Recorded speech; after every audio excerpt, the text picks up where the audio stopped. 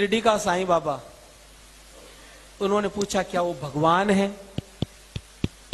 आप अगर ये पूछते ना कि क्या वो आदमी भी था पूरा, तो मुझे हंसी नहीं आती, लेकिन डायरेक्ट ही भगवान।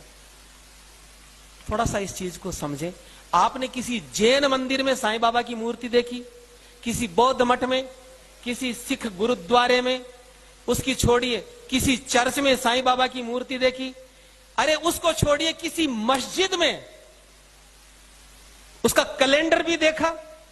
केवल हिंदुओं के मंदिर में साईं बाबा की मूर्तियां कह कह करके बिठाई जाती है, पैसा दे दे करके। अब ये बीमारी क्या? अब जरा थोड़ा समझे। साईं बाबा कौन था? सरासर झूठा प्रचार। और मैं जो आपको बात बता रहा हूं बिल्कुल प्रमाणिक, जो साईं बाबा ने खुद ने लिखवाई।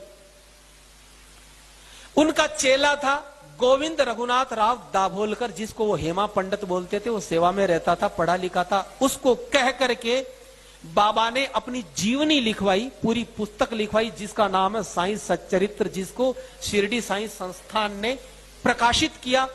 उसमें बिल्कुल जो बातें मैं आपको बता देता हूं, अपनी ओर से मैं कुछ नहीं बताऊंगा, बिल्कुल प्रमाणिक। साईं बाबा भगवान था कि नहीं आपको समझ में आ जाएगा।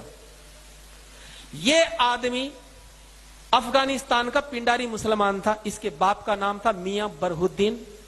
ये अफगानिस्तान से आए थे। 1838 में साईं बाबा का जन्म हुआ। कहां हुआ?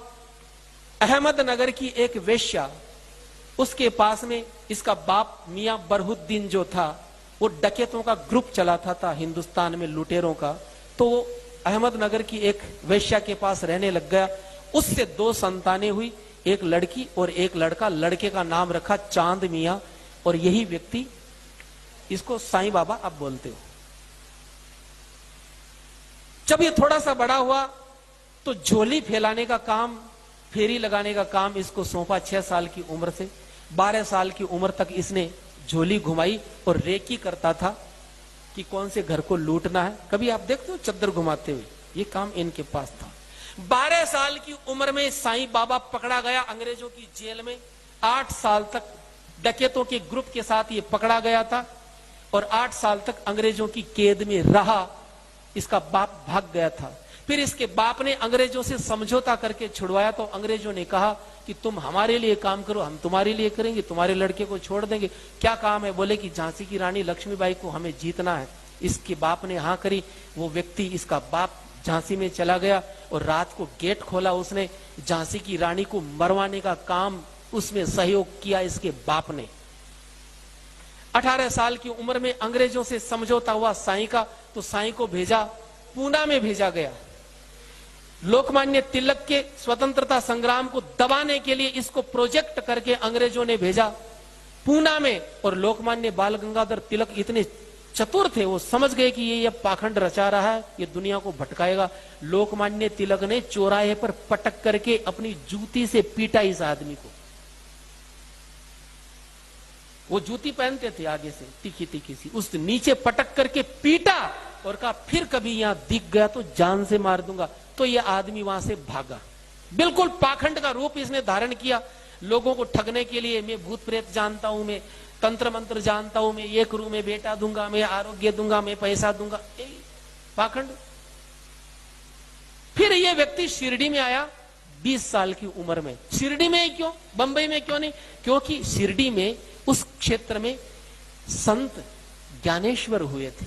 वहां के लोग बड़े श्रद्धावान थे, भावुक थे। तो सोचा कि मेरी दुकान चल जाएगी। वहां पर ये आदमी आया और आकर के धीरे धीरे इसने अपना अड्डा जमाया। रोज ये कुरान का पाठ करवाता। इसका शिष्य था अब्दुल बाबा, कुरान का पाठ करवाता।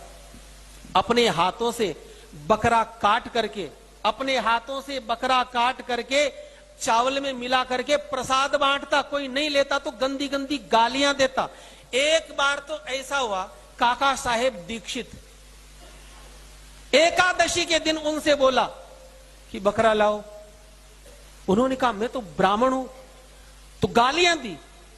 जबरदस्ती मंगवाया और बना करके उसका ब्राह्मण धर्म भ्रष्ट किया। उसको भी बोले खा। एक बार तो ऐसा हुआ, शिरडी में हैजा फैल गया।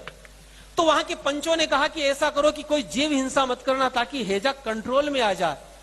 सबने जीव हिंसा बंद कर दी, लेकिन इसने कहा मैं तो काटूंगा।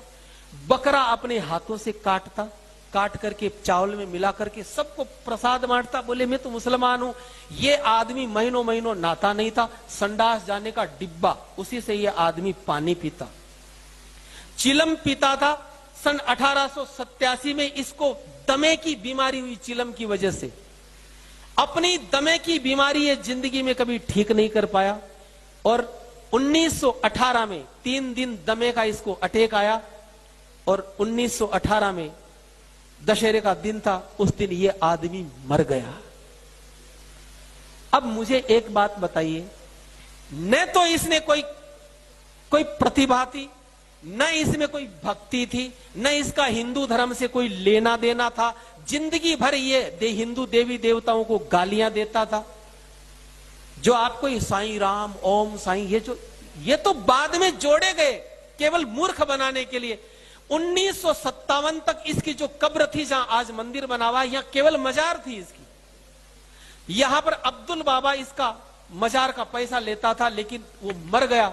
तब हरि सीताराम दीक्षित नाम के कांग्रेसी नेता थे, उन्होंने इस मजार को अपने कंट्रोल में किया और पैसा लेना शुरू किया।